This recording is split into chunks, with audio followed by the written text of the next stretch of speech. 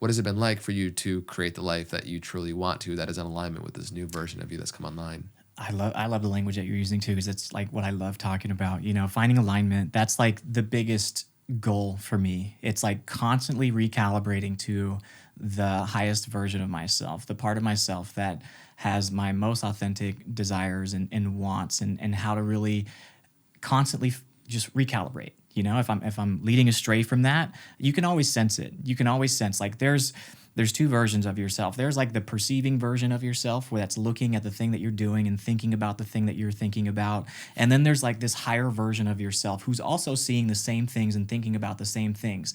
And when those two things are in alignment, it feels good. That's when those two things are resonating at the same vibration. When those are out of alignment, it doesn't feel good. It's like there's a guidance system that exists within all of us called our intuition that is constantly nudging you and be like, oh, that doesn't feel like you. Like, maybe don't do that. But then we convince ourselves, our perceiving self, to say, hey, but I have to. But this is what everybody else is doing. Yeah. And if I don't do this, then I won't have this, So for me, it's constantly tapping into what feels good. And you do that through practices of meditation, of journaling, of having these thought exercises, and really envisioning the type of dream life that you want, and letting that be your North Star, and operating from a place of like, okay, is this going to get me closer to that or not?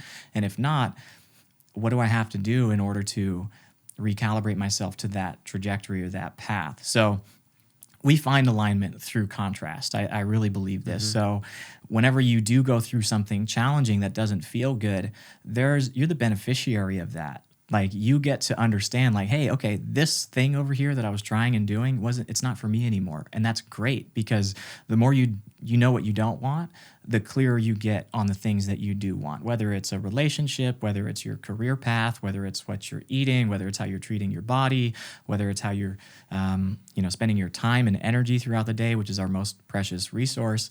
So for me, it's recalibrating myself to that, and then having the courage to follow that, because for much of my life I didn't.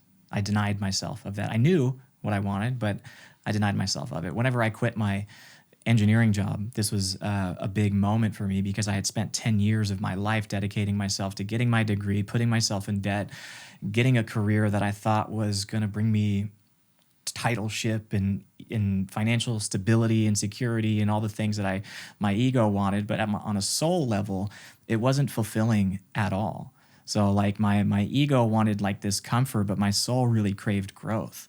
And it wasn't until I found the courage to be like, you know what, I'm just going to go for it. I really feel like this is my calling. I feel so called to help people in this way and talk about these things. It feels so good for me to show up and create and just educate.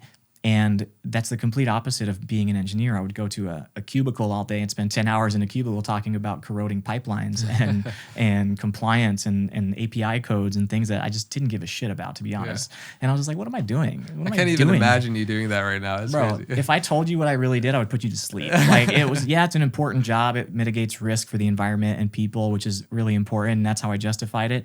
But at the end of the day, I was working for an oil company, a company that didn't align with, and then getting paid stupid amounts of money to be in a prison with golden bars. That's what it felt like, And I had the lock and key the whole time. And here I was opening the door, locking myself in there for 10 hours a day, just hating my life, and then going out and then doing the things that I really love to do. And that's the thing about your life, is that it's dictated by what you're doing now. It's not dictated by what you're doing on the weekend or what you're doing next week or next year or when you retire. It's dictated by how you feel right now. So how can you tap into feeling good about where you are right now and expand upon the things that make you feel good? And that will give you more things to feel better about and feel good about. So that's what I did whenever I quit my job. I was like, hey, I don't know where this is going to go, but it feels like this is the most aligned thing that I can do. And the universe rewards that. The universe conspires with you. It's this benevolent vibrational universe that reflects who you are and the vibration that you're offering out. So if you're constantly calibrating yourself to your highest vibration, it's going to create the circumstances. It's going to bring into the people into your reality that are going to bring more opportunity, bring more connection, bring more alignment. And that's exactly what happened to me. A week after I quit my job, I got the call from the Game Changer saying, hey, something just fell through and we can film you. Do you want to be a part of this? Absolutely.